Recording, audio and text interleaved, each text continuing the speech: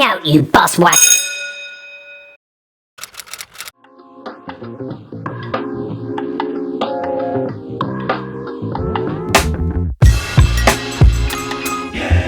People are always going on about these barn finds, right? And it really annoys me because first of all, half of them don't come out of a barn. And secondly, why am I not the guy finding these cars? Well, today's story might change that just a little bit. So I'm a car guy, right? This doesn't actually mean I work on cars. It actually means I sit on the internet all night looking at cars that I want to buy. I saw this advert and it was really obvious that it was placed by someone who doesn't really know and or understand the internet. And it was local and cheap. I thought to myself, it's going to be completely rotten. It'll have done 150,000 miles and it's probably got no paperwork with it whatsoever.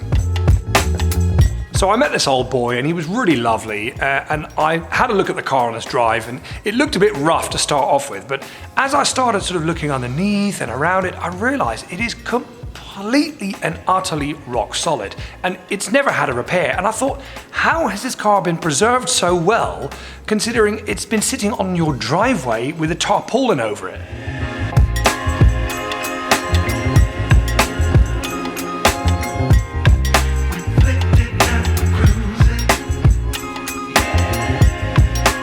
It turns out that the owner of the car had bought it off of his neighbor at work, and that guy had had it in his work unit since 1985. And that's why it is so unbelievably original.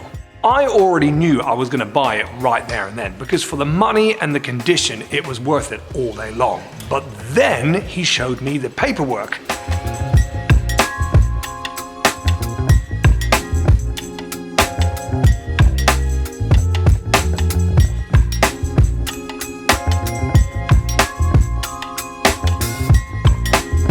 So what did it take to put the cat back on the road? Well, actually not very much. It started first turn upon inspection, it showed good oil pressure, but it sounded dreadful because the exhaust had more holes in it than a piece of Swiss cheese.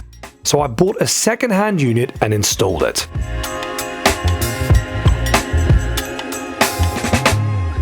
I also changed the fuel filter because that looked like it hadn't been done for about 400 years. It didn't feel very responsive, and I actually found out that the throttle pedal was stuck at the hinge at the bottom, so with a bit of lubrication that completely freed up. And other than that, I changed the brake reservoir fluid sender unit because that had completely perished. And because of all this, we are now ready to take my Poverty Spec Mark II for a drive on some nice country lanes.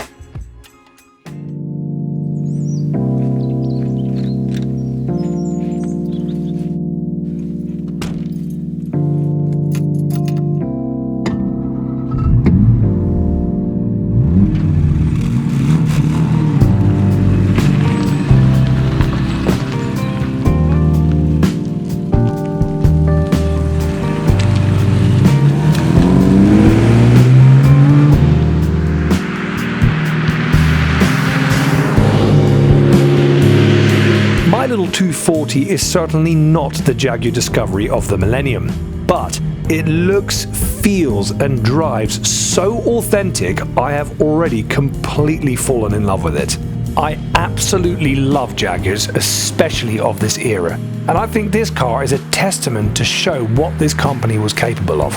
I have been offered to sell the car a few times, but not this one. This little 240 is here to stay for the foreseeable future.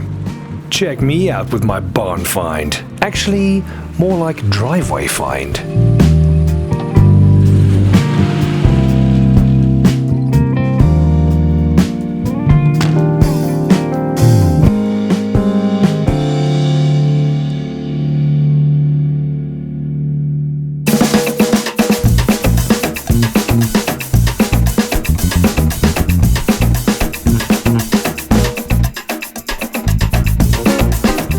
And welcome to another episode of Pete and his Bus. I am absolutely freezing, but it is time to get on with things. And in this episode, I'm going to be removing this. But before I tear off all this paper, there is another bus I need you guys to look at. It is so lovely, and it has a very famous previous owner. In 2019, I got a phone call from a lovely chap called Tom Jennings. And he tells me that he's seen Pete and his bus on YouTube and he loves my videos, he loves the style, which is really kind of him. And he then goes on to say that he's bought a really famous old bus. And I think to myself, famous old bus, what would that be? Anyway, it turns out he's bought none other than the ex-Paul McCartney Wings Over Europe tour bus. That is a really famous bus. So he goes on to explain that he wants to restore it because it's in a bit of a state, and then he wants to do events with it, and he wants to sort of turn it into a stage and have bands play on the roof. And I thought, wow, amazing plans. He then asked me if I want to come down and do a bit of filming and sort of document the build of it, and I think this is a great idea. Anyway, then the dreaded COVID hits. So everything goes quiet, probably not the best time to meet up and do filming. So I think to myself, I'm gonna leave the guy to it, and if we can work together in the future, that would be great. I get a few text updates to see that he is making some progress on the bus, but it turns out that Tom is quite a resilient man and a crafty bugger, because this year he messaged me to say, listen, the bus is actually finished. And it's going to have its debut presentation at the Birmingham NEC for the Classic Car Show. And I think to myself, first of all, I can't believe he's actually managed to do this, and that it'll have been some journey that he's been on. And also, I've got to go down there and see what this man has achieved. But first, a bit of history. In 1970, the Beatles had broken up, and Paul McCartney decided to start a new band called Wings. 2 albums and 2 years later, he decided to take this band on tour in Europe, and to do so he leased a 1950 Bristol KSW double-decker bus. The tour was relatively successful, and it ended on the 24th of August in Berlin, and it's at this point that Paul McCartney and the bus go their separate ways. The bus is then taken over by a tour operator which paints it in this garish mustard colour and puts it to work travelling all over Europe on sightseeing tours for the next 9 years. By now it's 1982 and the operator is looking to renew its fleet and wants to either sell or even scrap its old buses. It's at this point in the story that a chap called Roger White turns up of White Coaches, and he's come to see if the operator is getting rid of anything that is worth saving. He has a look at the buses, he sees the Bristol, and he asks questions about the Oslo destination blind that's still on the bus. He has a chat, and of course he soon finds out that he is looking at something quite special and totally worth saving. So he buys the bus right there and then. Roger restores the bus and spends the next 10 years putting the Bristol back into the spotlight. And during his care, it takes part in a whole host of events, TV shoots, and even rallies. These include Cilla Black's Surprise Surprise, several Great British Film Rallies, the Cannes Film Festival. It even transported VIPs to the London Odeon Theatre on Leicester Square. It was used for the BAFTA tribute to Julie Andrews and also photographed with Princess Anne on a rally in Scotland. But by 1992, it was time for our bus to be restored again. This time it was put back into the famous Wings Over Europe tour colours and taken to a Beatles convention in Holland the following year. This was to be its final major outing with Roger White at the helm, as the bus was then put up for sale with Sotheby's auction house as part of a rock and roll collection. The auction estimate for the bus is between £25,000 and £30,000, but sadly it doesn't ever reach anything quite near that at all. So instead, after the auction is finished, it is sold in a private sale for an undisclosed amount. So where to next? Well, the bus goes all the way to Tenerife, and it's parked outside of a cafe as a sort of rock and roll piece of history tourist type thing. Ultimately, the bus will spend the next 24 years on the island of Tenerife. But it's actually halfway through this period in 2007 that all these rumors start flying around on the internet saying the old Wings Over Europe tour bus has been rediscovered. And these rumors are all backed up by these images off of Google Street View where you can see it sitting in a very sorry state at the bottom of this ravine on the island of Tenerife. but it would take another 10 years before it actually comes back to the UK. So it's at this point in our bus's history that a chap turns up called Justin James, and he actually manages to buy the bus and he sticks it on a ship and takes it all the way back to the UK. Now his initial plans are to have it fully restored and then do events linked with the charity he works for called Arms Around the Child. But sadly, none of these plans come to fruition. So he puts it back into auction a couple of years later, and this is where the hero of our story turns up, called Tom.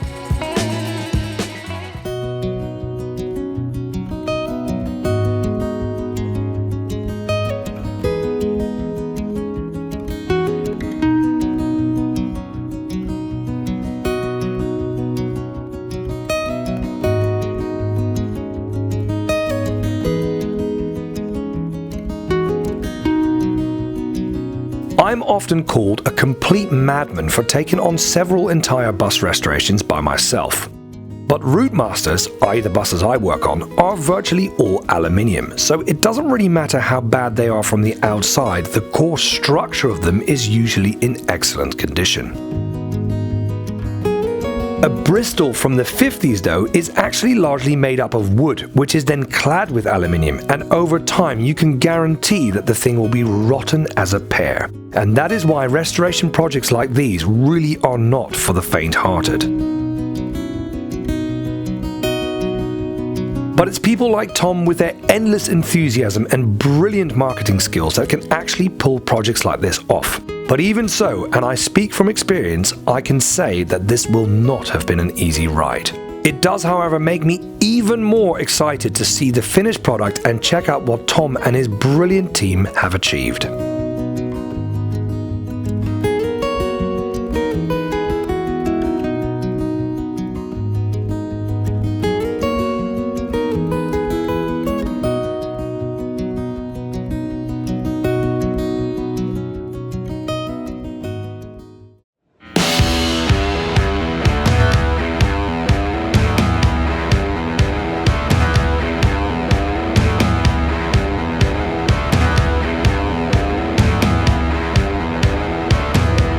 Even at a motor show, I find myself standing on top of a bus, but it's not any old bus. Check out this beauty.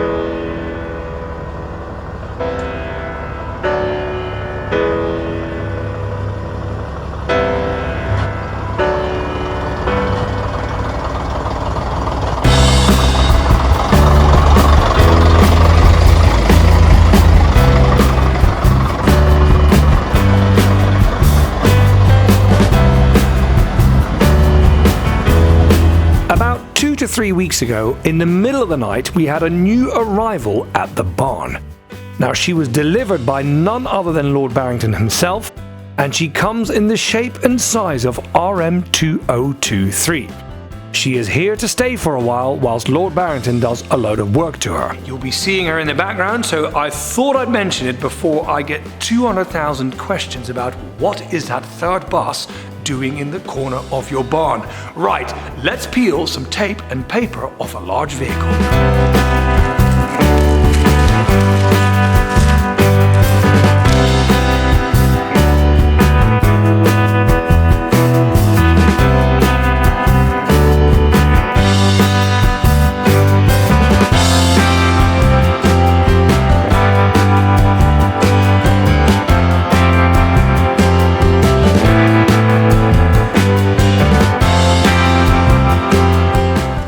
Chosen the worst time of year to do this because of course it's really cold, but any of this stuff that's tricky to remove, I just use a blade in a holder like this.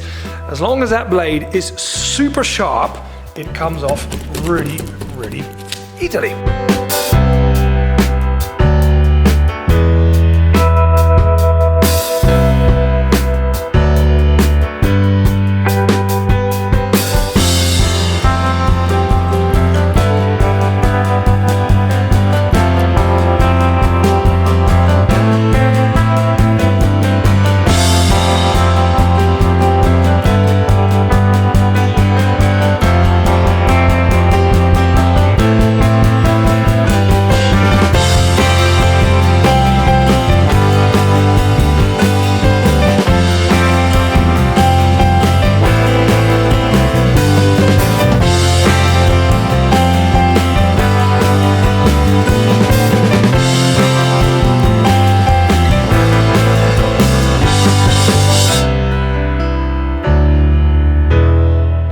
See behind me, all the masking tape is now off of this side.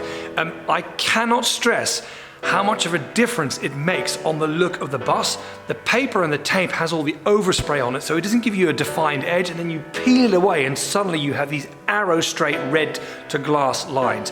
It looks the business and it's making me very excited.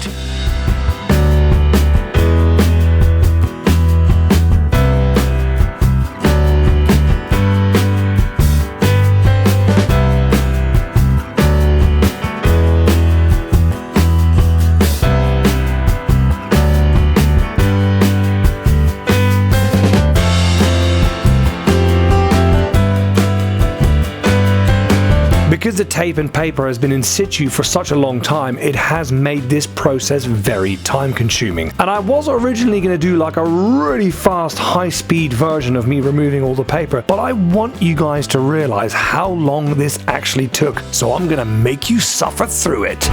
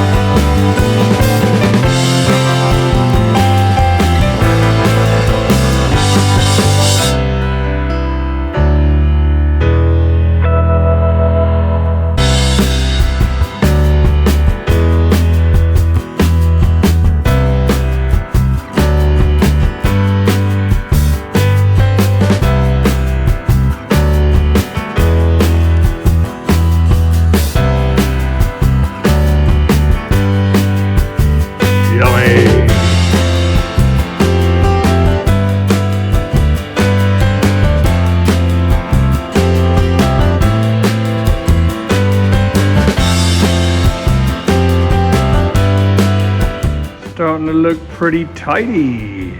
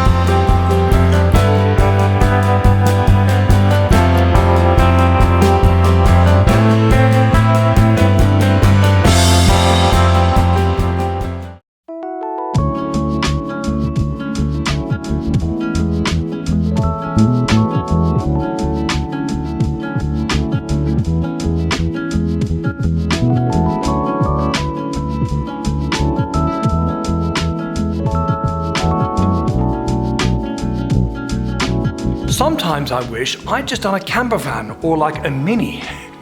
Then unmasking a vehicle wouldn't take 4 days, 37 bits of glass to peel off. Anyway, I'm really pleased with the result. It looks superb. I actually can't believe it's had so much of a dramatic impact on the look of the bus. It's like it's come on 1,000 steps in one go.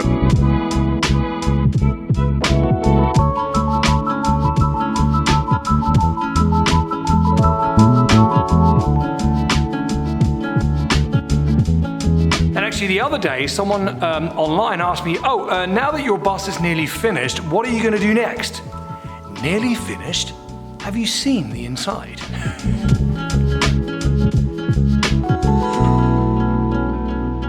As you can tell, there is still plenty of stuff to do on our bus. But with the removal of all the tape and the paper, at least now I can actually see what I've got to do.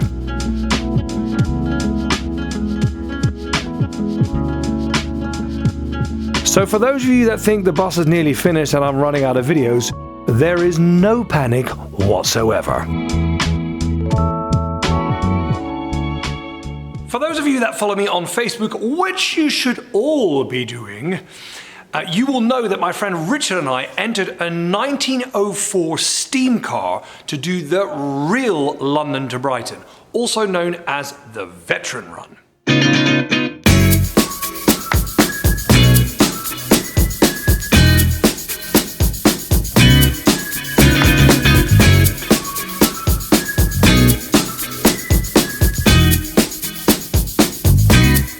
For those of you that don't know much about the Veteran Run, I'm going to quickly explain it and demonstrate to you why it's so special. I personally thought it actually came about because of a law change which meant you didn't have to have a man walk in front of your car with a red flag anymore, and so to celebrate they all drove from London to Brighton. But that's not actually true, that was before. The event was created on the 14th of November of 1896 and it was to celebrate a law change, but it was a different law. The law was the Locomotives on Highways Act of 1896, and it meant you could drive a top speed of 14 miles an hour. That's 14, not 40. It gets even better, because before this law change, you had to drive 4 miles an hour in the country and a top speed of 2 miles an hour in town. Can you imagine? Yeah, I'm just gonna go visit my mate. I'll be back in about 2 weeks. He lives just down the road. How do we get anything done? Anyway, so they changed this law and they increased the speed limit to 14 miles an hour. So to celebrate this, loads of people got together, they started in London and they drove all their cars of the period all the way down to Brighton. It was called the Emancipation Run and it was a huge success. People then went on with their lives, but as time went on, in the automotive industry, people started to realize that that particular law change all the way back then was actually quite significant. And it sort of spelled huge progress for the automotive industry from then onwards. So in 1927, somewhat 30 years later, people decided to celebrate that particular moment. And this is the coolest bit. Since 1927, apart from a few war years and COVID and things like that, special circumstances, that event has been pretty much held every year. And that makes it the longest running motoring event in the whole world. And I think that's really cool. So as you can imagine, as a complete petrol head, I've been meaning to take part in this event for some time. But the problem is there is one rule, and it's quite difficult to get by that rule. And that rule is, if you want to enter a car and drive with all the others from London to Brighton, your car must have been built before 1905. Now, there weren't very many cars then anyway, so they're super rare. And of course, not all of them have survived because they're all, 118 years or older. But luckily, I have a friend who's just bought one, and we are going to attempt to take part. And this is the very car. It is a 1904 Stanley steamer. Now the way it works is it's got a fuel tank in the front, and the fuel is pressurized up to about 80 psi, and the vapor of that fuel is then burnt in a burner below a boiler which is full of water, which then creates steam, and the steam is pushed down to a little engine down the bottom which forces two pistons to turn the rear wheels. Now Richard has only owned this car for 2 weeks and he doesn't know anything about it, but it does come with good provenance because in 2009 it actually completed the run and it even featured in the Times newspaper.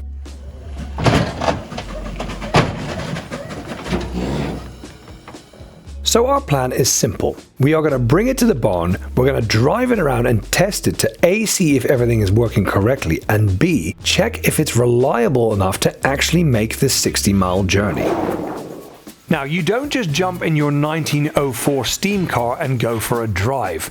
There is actually a hugely complicated list of all these different pressures and levels that have all got to be set at the correct setting for it to actually move. Now, I'm not going to bore you with all the details, but effectively you've got to make sure that your fuel is up to pressure, that your pilot light is lit and burning correctly. You've then got to ignite the main boiler without it going bang. You've got to make sure there's enough water in there, then wait till everything is up to pressure steam-wise, and then you're sort of nearly ready to go. This all takes about half an hour, so let's skip forward and see when it starts to move. Okay, do you want me to rock it back and forward? Yeah? Backwards first? Yeah, that'll do. Yeah, that'll do. Alright, let's give that a go then. So that's shut.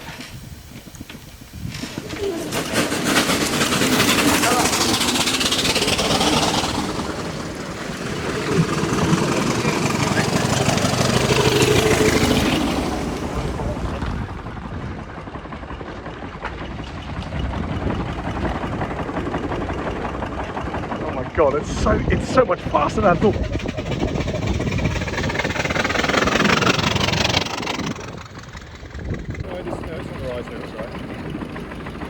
There's a big downhill here.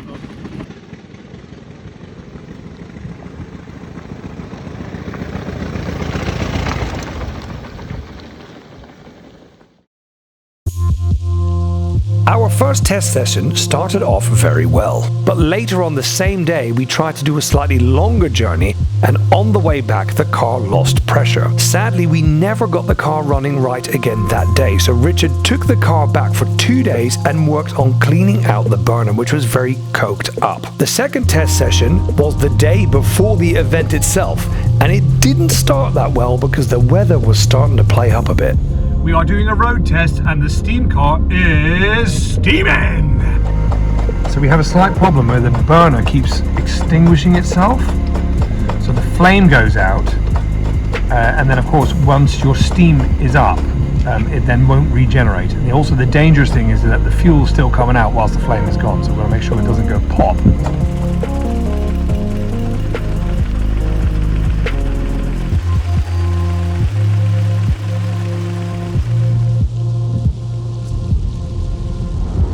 Sadly, we are having a few issues. So I'm in the support vehicle and the steamer is running for about a minute and a half, and then it just loses pressure and the burner goes out. And if this were a conventional petrol or diesel engine, we would know where to start. I mean, Richard has a lot of knowledge of it already, but he just hasn't owned it long enough to be able to sort of go, that's the problem, that's what we're going to fix. It's kind of trial and error. I just feel sorry for all the traffic we're holding up. But anyway, the event's tomorrow. Right now, I'm not actually sure if we're going to be able to attend because the car is so poorly. But the day is not done yet, and we're still working on it, so fingers crossed. In the end, the steam car only makes half of the 8.5 mile journey that we had planned for testing. But what I have discovered is that Richard is not defeated easily, and we spend the rest of the evening trying to make the car work. What's it like to test the steam car in the middle of the night? Well, it's a bit like this, really.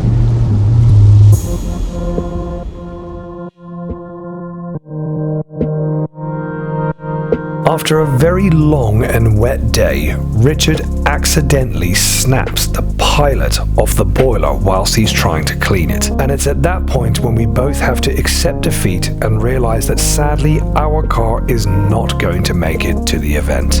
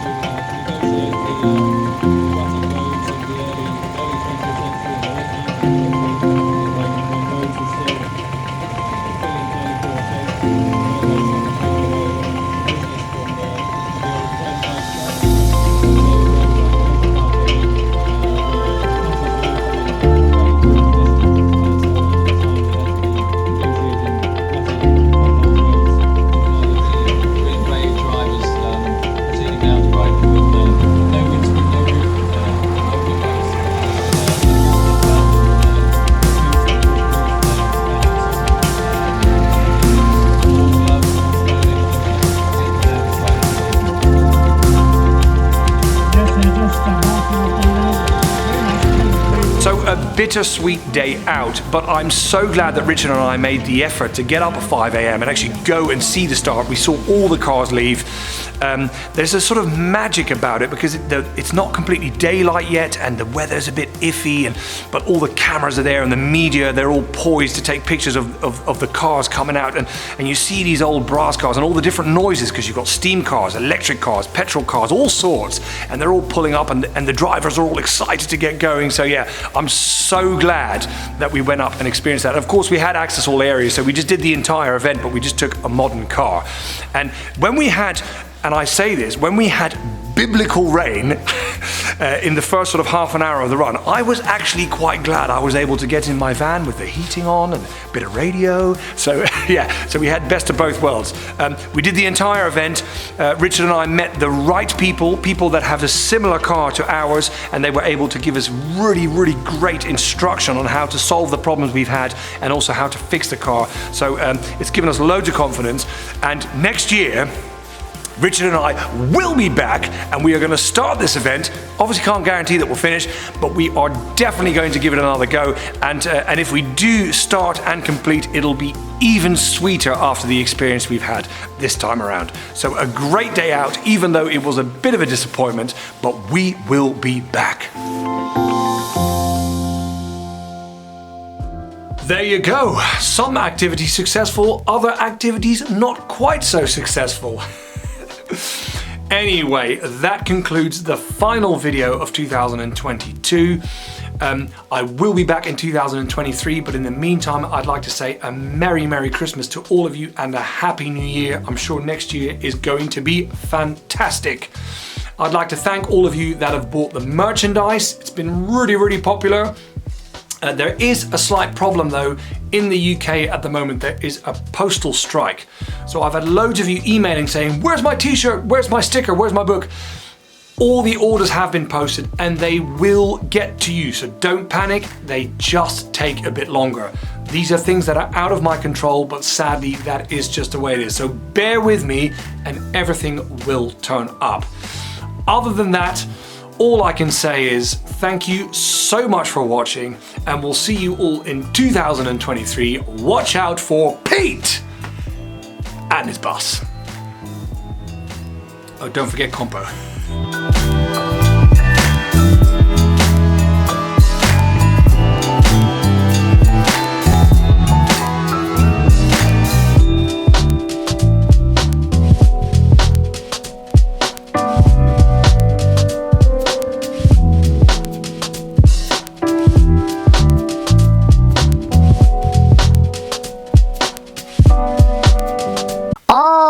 You better have good Christmas.